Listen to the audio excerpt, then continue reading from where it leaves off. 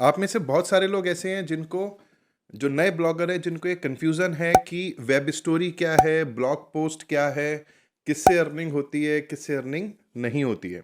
मेरे को लिंक्डइन पे भी कुछ लोग पूछ चुके हैं कि सर हम तो नई ब्लॉग शुरू करना चाह रहे थे, अभी कीवर्ड रिसर्च और ये सब सीख ही रहे थे। अचानक से वेब स्टोरी का हल्ला होना शुरू हो गया और हम लोग कन्फ्यूज़ हो गए, ठीक है? सो ये एक छोटी सी कंपैरेटिव टेबल मैं आज आपके सामने प्रेज़ेंट करूँगा। और दोनों जो फॉर्म ऑफ कंटेंट हैं, चाहे वो वेब स्टोरी हो चाहे वो ब्लॉग पोस्ट हो, ठीक है? एक आपका जो ब्लॉग है उसमें जो कंटेंट है, पहले ब्लॉग पोस्ट होते थे, ठीक है, जो हम ब्लॉग्स क्रिएट करते थे। अब उसमें एक और फॉर्म ऑफ कंटेंट भी आ गया है जिसको बोलते हैं वेब स्टोरीज। इन दोनों का क्या मतलब है, इन दोनों में क्या डिफरेंस है, कौन सा किसके लिए बेटर है, ये सब जब हम कंपैरिजन डिस्कस करेंगे तो ये सब आपको क्लियर हो जाएगा। तो अगर आप जैसा कि स्क्रीन पे देख सकते हैं, web stories are very short form of engaging content, text, audios and videos, ठीक है? तो एक एग्जांपल दूंगा मैं आपको यहाँ पे। आप देखिए, ये पहली स्लाइड, दूसरी, तीसरी, इस तरीके से जो हमारा इंस्टाग्राम स्टोरीज होता था, ठीक है, या फेसबुक स्टोरीज होता था, वही फॉर्म ऑफ कंटेंट अब हम अपने ब्लॉग पे भी क्रिएट कर सकते हैं, ठीक है? तो ये जो होता है, यहाँ पे आपकी इमेजेस भी हो सकती हैं, वीडियोस भी हो सकती हैं और टेक्स्ट भी होता है, ठीक है? तो ये हो गया सबसे पहली चीज़। जो ब्लॉग होगा, ब्लॉग आपका इस तरीके से एक फुल फ्लेजेड कंटेंट होगा, ठीक है? 1500, 2000, 2500 वर्ड्स का फुल फ्लेजेड कंटेंट होगा, ठीक है? ये लॉन्ग फॉर्म में। सेकेंड डिफरेंस है, for web stories you need an engaging निश, नो कीवर्ड रिसर्च रिक्वायर्ड, ठीक है? तो जैसे अगर आपका ब्लॉग है, मान लीजिए हॉरोस्कोप से रिलेटेड, ठीक है, आपका ब्लॉग है हेल्थ से रिलेटेड, तो जब हम ब्लॉग पोस्ट लिखते हैं तो उसके लिए तो हम एक प्रॉपर कीवर्ड रिसर्च करते हैं, कौन कौन से कीवर्ड्स हैं, उनका कितना वॉल्यूम है, उन कीवर्ड्स के हिसाब से हम अपना हेडिंग स्ट्रक्चर बनाते हैं। फिर पूरा जो 2-2,500 वर्ड्स का जो कंटेंट होता है उसमें अलग अलग कीवर्ड्स वेरिएशन डालते हैं, सब कुछ करते हैं और एक लेंदी कंटेंट क्रिएट करते हैं। बट जब हम वेब स्टोरीज बनाते हैं तो वेब स्टोरीज होती हैं जनरली ऐसे टॉपिक्स जो कि अभी ट्रेंड कर रहे हैं, ठीक है? फॉर एग्जाम्पल, आलिया भट्ट आज मॉम बनी है, उनको एक बेटी हुई है, तो इसमें कोई कीवर्ड रिसर्च की जरूरत नहीं है। आज की आपने न्यूज़ सेक्शन उठाया, न्यूज़ में देखा आपने इकोनॉमिक्स, फाइनेंस, हेल्थ, कुछ भी जो नया है, कुछ भी जो इंटरेस्टिंग है, आप उसके बेसिस पे बना सकते हो, ठीक है? कोई कीवर्ड रिसर्च की जरूरत नहीं है। और ये जो है वो Google already as a news या एज अ डिस्कवर पिक करता है, और जब आप अपने मोबाइल पे गूगल को खोलते हैं तो वहाँ पे आपको पॉपुलेट हो जाता है। सो वहाँ से आपको आपके ब्लॉग पे ट्रैफिक आता है।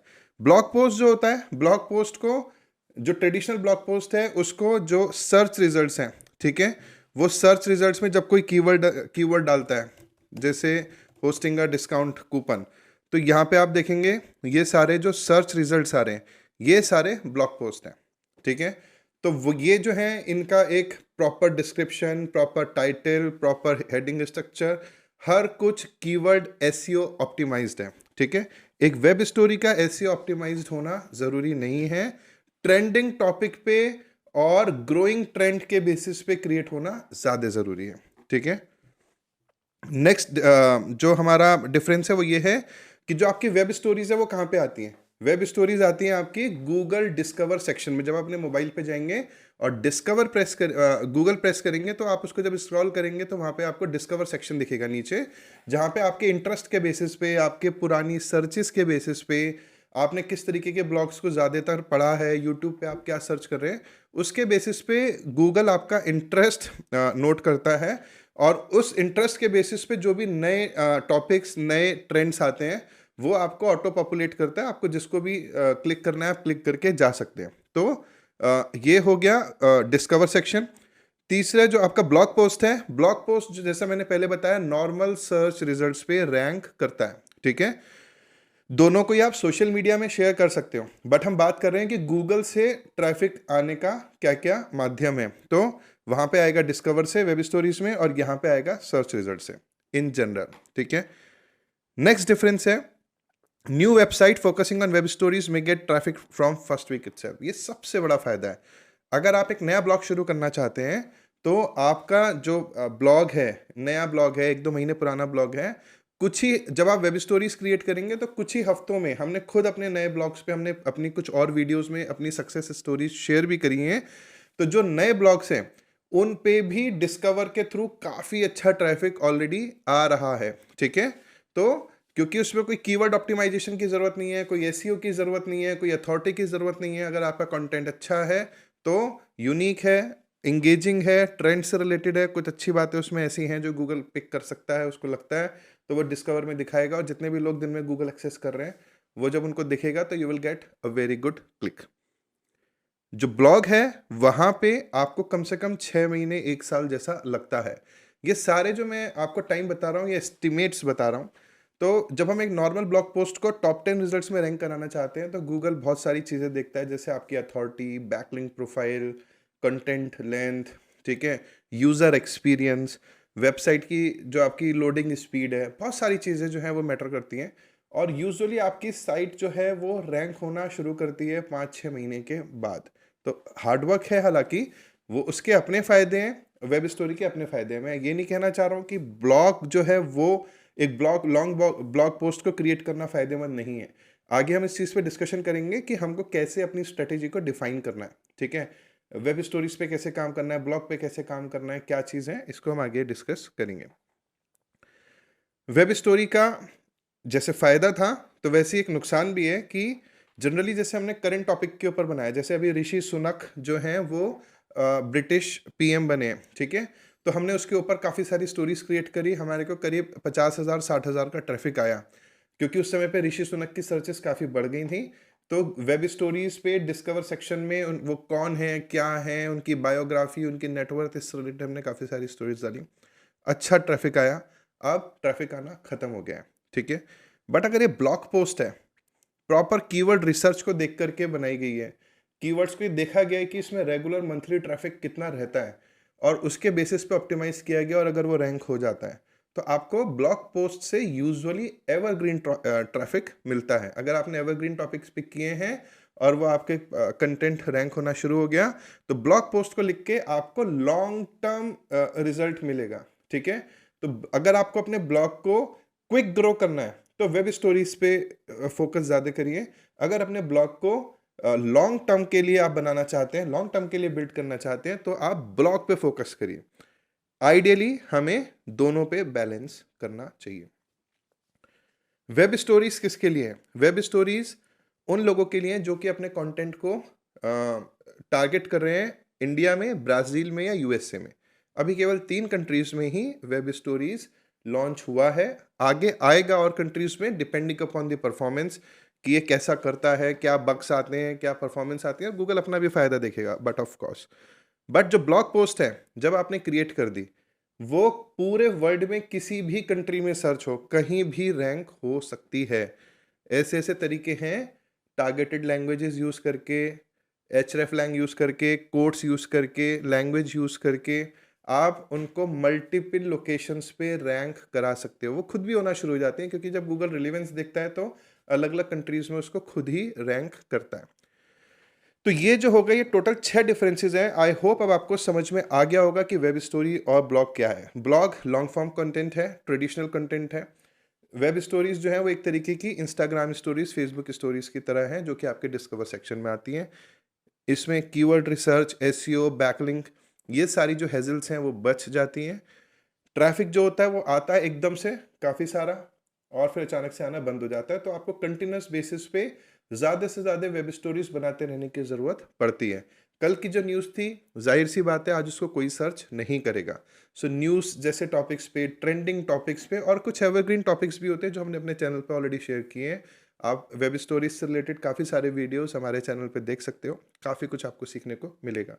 ब्लॉग्स जब हम क्रिएट करते हैं, तो हम एवरग्रीन कंटेंट पे ज़्यादा क्रिएट करते हैं, ऐसे टॉपिक्स पे क्रिएट करते हैं जो कि हमको रेगुलर ट्रैफिक ला करके दे सके, over the period of time एक फिक्स्ड सिक्योर्ड इनकम हमारी आने लगे, उसका पर्पस ये होता है। अब बात करते हैं स्ट्रेटेजी की। तो जैसा कि मैंने बोला, अगर आप एक नए ब्लॉगर हैं या पुराने ब्लॉगर भी हैं जिसने अभी तक वेब स्टोरी ट्राई नहीं किया है, आई वुड सजेस्ट कि आप एक बैलेंस्ड मिक्स बनाइए।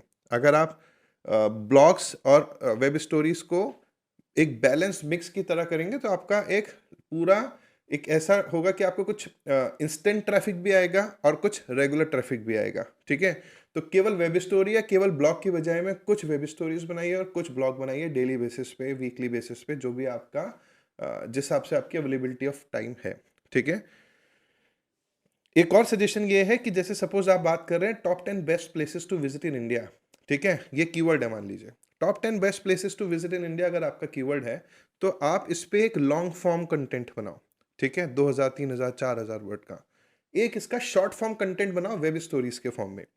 अब होगा क्या, जब कोई आपके वेब स्टोरीज पे जाएगा, अगर गूगल उसको डिस्कवर सेक्शन में दिखाता है, आपको वहां से रेगुलर ट्रैफिक तो एकदम नहीं मिलेगा, बट आपको एकदम से बूस्ट होगा ट्रैफिक।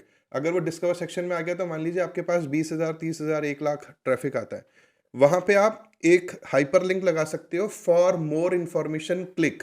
और फॉर मोर इन्फॉर्मेशन क्लिक करके आप अपना जो लॉन्ग फॉर्म कंटेंट आपने बनाया था top 10 best places to visit in India, आप उसको अपनी वेब स्टोरी से लिंक कर सकते हो। तो जो आपकी वेब स्टोरीज पे आया डिस्कवर सेक्शन के थ्रू, अब उसको वहां पे एक आपकी वेबसाइट का डायरेक्ट लिंक दिखेगा, वो वहां से क्लिक करके आपकी वेबसाइट पे आएगा।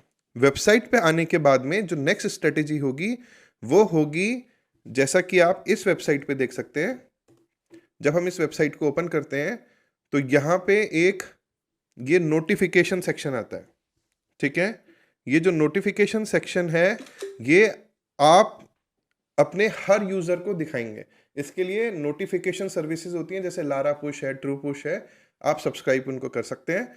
और उसके बाद जो भी आपकी वेबसाइट पे आएगा, अगर उस नोटिफिकेशन को सब्सक्राइब कर लेता है तो आप जितने भी पोस्ट कल को पब्लिश करोगे तो उनको अपने मोबाइल पे वो नोटिफिकेशन सेक्शन में दिखेंगे। तो अगर आपका गूगल मतलब आने वाले टाइम में अगर गूगल मान लीजिए आपके कंटेंट को रैंक नहीं भी कर रहा है, अगर आपके कंटेंट को डिस्कवर में भी नहीं दिखा रहा है, आपके कंटेंट को आने वाले टाइम में सर्च इंजन में भी नहीं दिखा रहा है, और आपने अपने 50-60 हज़ार नोटिफिकेशन सब्सक्राइबर्स बना लिए, तो जो भी आप पोस्ट पब्लिश करेंगे उनको जैसे यूट्यूब नोटिफिकेशन आती है ना आपके पास किसी भी पब्लिशर की, जब भी कोई वीडियो पब्लिश करता है आपका फेवरेट चैनल या सब्सक्राइब चैनल, तो वैसे ही आपका जो कंटेंट जब भी पब्लिश होगा तो उसको नोटिफिकेशन आने लगेगा।